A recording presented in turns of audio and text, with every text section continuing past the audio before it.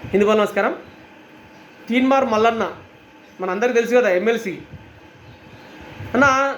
నీకు ఈ ఉన్న యూట్యూబ్ ఛానళ్ళల్లో నీకు ఏది పడుతుంది మాట్లాడుకోవే, నువ్వు నీకు నచ్చినట్టు మాట్లాడుకో. కానీ హిందూ ధర్మం జోలికి వస్తే మాత్రం ఊరుకునే ప్రసక్తి లేదు. హిందువుల మనోభావాలు దెబ్బతీసే విధంగా మాట్లాడితే మాత్రం ఊరుకునే ప్రసక్తి లేదు. గుర్తుపెట్టుకో. నువ్వు లడ్డు ప్రసాదంలో, తిరుమల లడ్డు ప్రసాదంలో కల్తీ జరిగింది. అక్కడ ఆవు కొవ్వు, చేప కొవ్వు, పంది కొవ్వు, ఇటువంటి కొవ్వులన్నీ కూడా ఈ నెయ్యి రూపంలో మనకి అక్కడ లడ్డు ప్రసాదాలు కలిపిర్రు.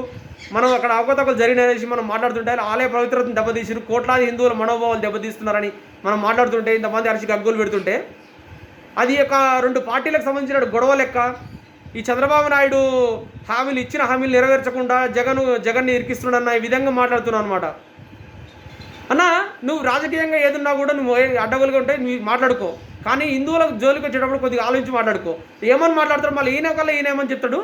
ఖచ్చితంగా మన గుజరాత్ సంబంధించినటువంటి ల్యాబ్లో వాళ్ళు ఒక రిపోర్ట్ ఇచ్చారంట. ఆ రిపోర్ట్లో ఏమనుందంటే, ఈయన చెప్పిండనమాట వాళ్ళు, అది కూడా ఆ రిపోర్ట్లోనంట జంతువులకు సంబంధించినటువంటి ఏదో ఒక కొవ్వు ఆ లడ్డు ప్రసాదంలో కలిసి ఉండే అవకాశం ఉండొచ్చు అని చెప్పిండనమాట.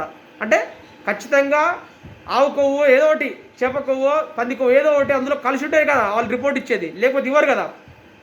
అయితే అది పక్కన పెట్టేసి దీన్ని వ్యంగ్యంగా ఈయనకు ఒక ఎవరో ఒకరు యూట్యూబ్ చూస్తున్న వాళ్ళు, మన ఈ వీడియో చూసిన వాళ్ళంట కామెంట్ చేసినట్ట, తిరుపతి దేవస్థానంలో ఈ కల్తీ జరుగుతుంటే ఆ శ్రీనివాసుడు చూస్తూ ఎట్లా ఊరుకునేవాడు ఎట్లా దేవుడవుతాడు అంటే, చూడండి ఒకసారి, చూస్తూ ఊరుకున్నాడు ఎట్లా ఈ ఊరుకునేవాడు ఎట్లా దేవుడవుతాడు. అసలు చూస్తూ ఊరుకునేవాడు మనం చెప్తేనే తెలుసుకునేటి వాడు దేవుడు ఎట్లయితాడు అని ఆయన ఒక కామెంట్ చేసినట్టు, వేరేగా ఒక రెడ్డి ఎవరో ఆయన. అయితే దాన్ని చెప్పే విధానం అసలు ఇంకా వేరే ఏ కామెంట్ లేదు నీకు అందులో. నీ గురించి ఎంత నీచంగా మాట్లాడినటువంటి కామెంట్లు ఉన్నాయి తెలుసు అందులో. అవి ఎందుకు చదవవు? దేవుని గురించి నీచంగా మాట్లాడితే మాత్రం అది చదువుతావా? ఇంత అహంకారమా నీకు? హిందువుల మనోభావాలంటే అంత చులకనగా అడిగి. ఒక ఆయన చేసిండు, హిందుగాలు బొందగాలు అంటే అందరు బొందబెట్టిరు అందరు. తెలుసు కదా నీకు, తెలంగాణలోనే ఒక ఆయన ముఖ్యమంత్రి. నువ్వు ఇప్పుడు ఎదుగుతున్నావు అన్నా, నువ్వు గుర్తుపెట్టుకో. నువ్వు ఎంతో కష్టపడి పైకి వచ్చినావు అనేసి అందరు తెలుసు. కానీ నువ్వు దీన్ని మధ్యలోనే దాన్ని కాలరాసుకోకే. తిరుపతి దేవస్థానంతో పెట్టుకున్నాడు, తిరుపతి వెంకన్నతో పెట్టుకున్నటువంటి వాళ్ళు ఎందరో ముందర ఇంత ఎదగలేదు. చాలా పగపాతాలకి తక్కబడిర్రు. చూసుకోండి, జగన్ వాళ్ళ నాయన 7 కొండలు కావు, ఈ 3 కొండలు. ఈ మిగిలిన కొండలలో ఒక కొండ క్రిస్టియన్లకి, మిగిలిన కొండలు ఈ పర్యాటక కేంద్రం అనేసి చెప్తే, అదే కొండలలో ఎంతో కాలం పట్టలేదు, అదే కొండలలో కాలగర్భంగా కలిసిపోయింది అనమాట. ఈ జగన్ కూడా ఏదో ఒక రోజు ఈ పాపం తగిలిపోతాడు. కాకపోతే అన్న, నువ్వు ఇట్లా పోవద్దనే మా బాధనే. ఒకవేళ జగన్ కానీ లేదా ఆయిల్ కంపెనీ వాళ్ళు, అదే ఇప్పుడు ఆ కల్తీ చేసినటువంటి కంపెనీ వాళ్ళు, అక్కడ ఉన్నటువంటి టీటీడీ బోర్డు, మాజీ టీటీడీ బోర్డు ఎవరైతే ఉన్నారో వీళ్ళందరికీ ఏమన్నా ఒకవేళ డబ్బులు కనుక ఇచ్చుంటే నువ్వు వాటిని తీసుకోకన్నా. నువ్వు తీసుకుంటే వీళ్ళకి ఏదైనా అవుతానో నా బాధ.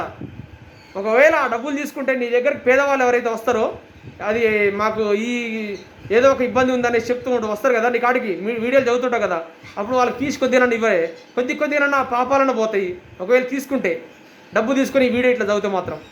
కాబట్టి హిందూ సమాజమా, ఈ విధంగా ఎవరైనా కానీ మాట్లాడితే వెంటనే ఖచ్చితంగా మన ఈ సోషల్ మీడియాలలో ఖచ్చితంగా ప్రతిఘటించండి. లేదు అంటే ఇటువంటి వాళ్ళని చూసి కొత్త వాళ్ళు ఎంతోమంది తయారవుతారన్నమాట. కాబట్టి హిందూ సమాజమా, ఇక్కడైనా మేల్కొని హిందూ ధర్మం మీద జరుగుతున్నటువంటి దాడుల్ని ఖచ్చితంగా ఖండిస్తారనేసి నేను అనుకుంటున్నాను. ఈ తీన్మార్ మల్లన్న హిందువుల గురించి మాట్లాడితే చాలా సంతోషం. కానీ అన్న, నువ్వు గెలిచినటువంటి ఎమ్మెల్సీ గెలిచినటువంటి నల్గొండ జిల్లాలోనే, నల్గొండ పట్టణంలోనే ఒకప్పుడు శివమాల వేసినటువంటి వ్యక్తిని కొంతమంది మతోన్మాదులు మాల మొత్తం జించి అక్కడ ఉన్నటువంటి వాళ్ళ భార్యాభర్తలు ఇద్దరిని కూడా కొడితే ఆ విషయం మీద పోలీస్ స్టేషన్కి వెళ్ళి కేసు పెడితే, రిటర్న్ కేసు మళ్ళీ వీళ్ళ మీద పెట్టి వీళ్ళని అలా కొంచెం కూర్చోబెట్టిరు.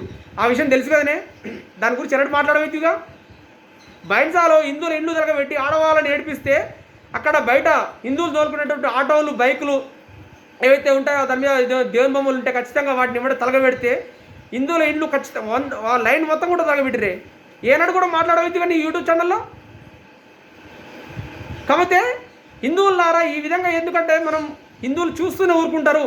ఒకవేళ ఎవరైనా గిట్నే మాట్లాడితే వాళ్ళకి ఏదో ఒకటి చెప్పి మభ్య పెట్టవచ్చు అనేసి అనుకుంటూ ఉంటారన్నమాట. హిందువులారా, ఎక్కడెక్కడ మీరు ప్రతిఘటించండి. ఈ విధంగా చేస్తే ఖచ్చితంగా ఎదిరించండి.